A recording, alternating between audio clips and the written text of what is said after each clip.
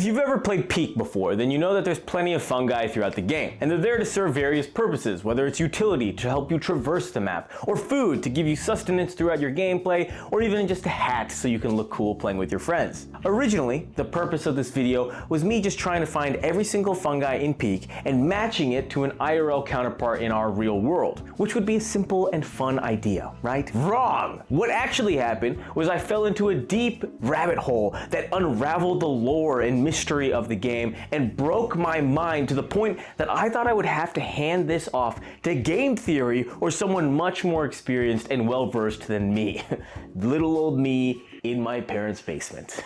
So what I want to do now is share that entire story with you, with all the ups and downs, so you can follow along and feel all the crazy emotions I felt while unraveling and overanalyzing the fungi in Peak. Fungus truly fascinated me when I first started playing the game because of how closely related the good and bad variants were. They weren't as easy to differentiate as another shroom you would be eating in the game, the shroom berries. Now, what are the differences between these variants? Let's look a little closer, right? So for the cluster shroom, there's that little ring around the stalk. That's actually a real thing in fungi. It's called an annulus, and it's basically the bottom part of the cap that rips off as the mushroom grows bigger and the cap goes on and the annulus just forms as a ring on the stalk. For the bugle shroom, the difference is the gills or the frills that you can see on the underside of the cap. This is also a natural thing that you can see in mushrooms, and it's basically the same thing we discussed before, where once it's younger, there's still that bottom of the cap, so it's smooth, and then as it ages, that rips off, and then you can see the gills or the frills underneath the cap. But here's where things get a little sketchy. The button shroom. What is the difference between a good and a bad button shroom? It's the X on top of the good button shroom.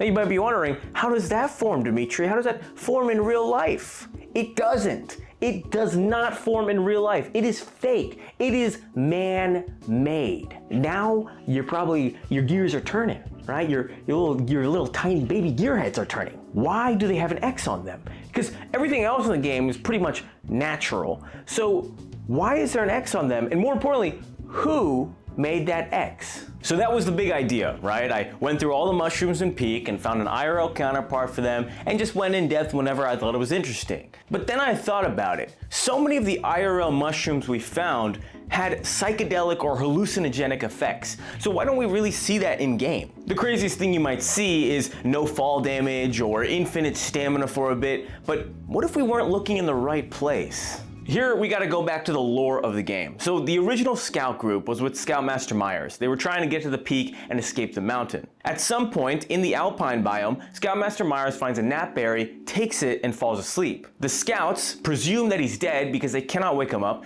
so they choose to move on and eventually leave the island. Then it is assumed that Scoutmaster Myers dies at some point on the island, is super vengeful and angry, and comes back as a zombie to haunt and kill any other players that leave other people behind. Just like he was left behind.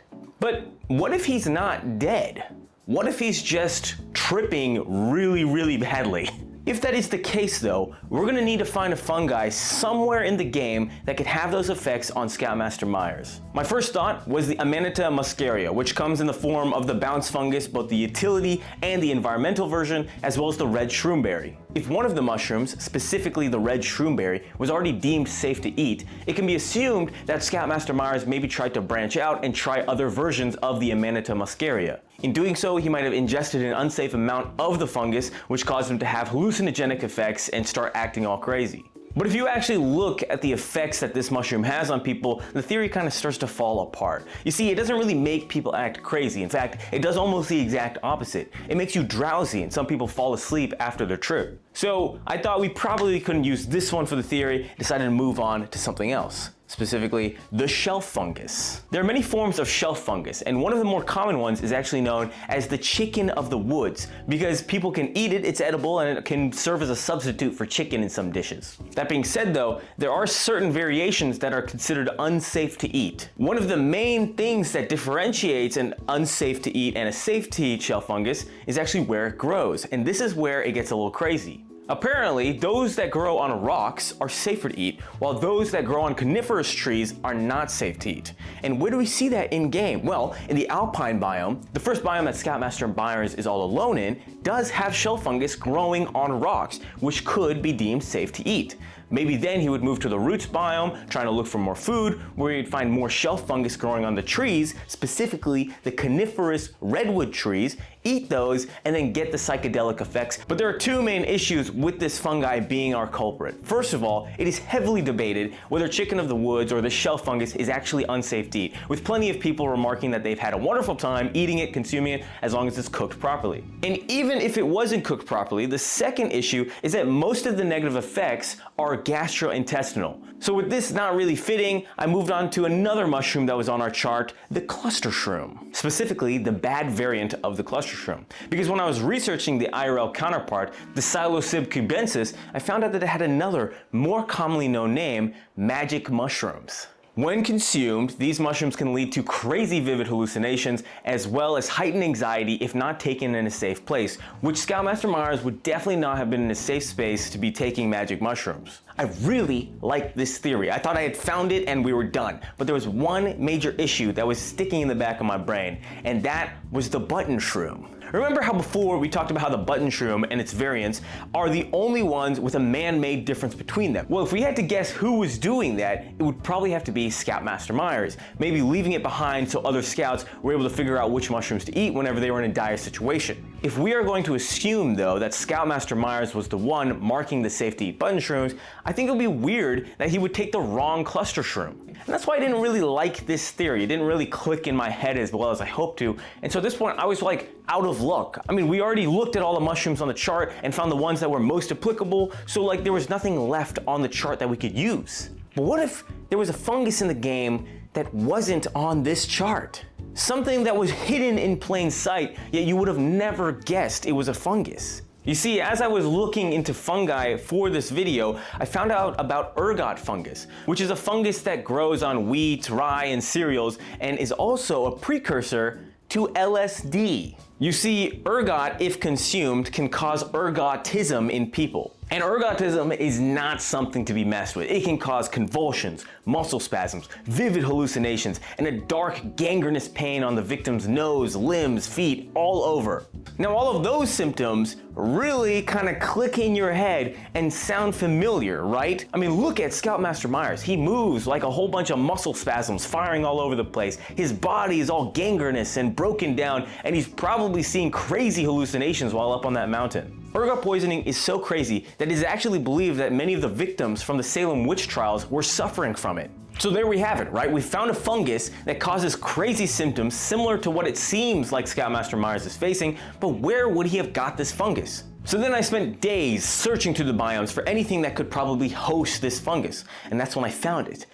The plants in the alpine biome, those ones with the thick stems and the bulbous heads. What were those? Those always intrigued me. I'd never seen a plant like that in my life. So what if they were something that could host this fungus? I searched for a crazy amount of time until I found something called pearl millet, which looked crazy similar. I mean, look at that bulbous head and thick stem.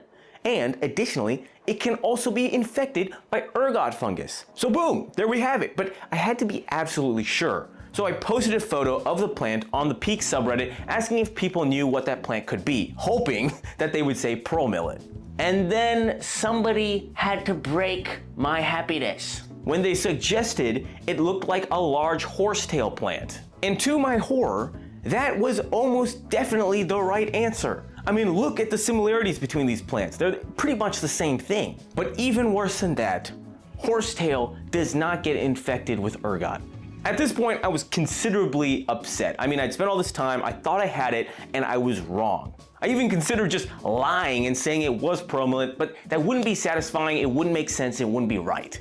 So I decided, let me give it one more crack and see if I can find anything else in the game that worked. And just before I gave up, I found out about this. Ammophila arenaria is a wild grass plant that can grow near shores. Does that sound familiar to you? Almost like the grass in the shore biome? And yes, they can be infected with ergot. Bing bong boom, we figured it out. At some point, after the scouts left behind Scoutmaster Myers thinking he had died, he woke up, tried to find the scouts on all the biomes, eventually returning back to the shore to see if he could find anything on the plain. Then he got hungry and eventually tried to consume some of the wild grass. Maybe some of it was safe, but eventually he consumed something that had ergot fungus on it.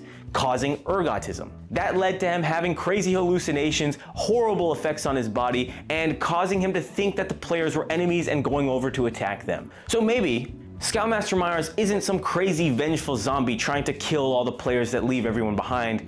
Maybe he's just a dude suffering from a crazy bad trip all on his own while we think of him as a monster. Which honestly kind of makes the game sadder for me. But at the end of the day, I hope you enjoyed this wild ride of a video.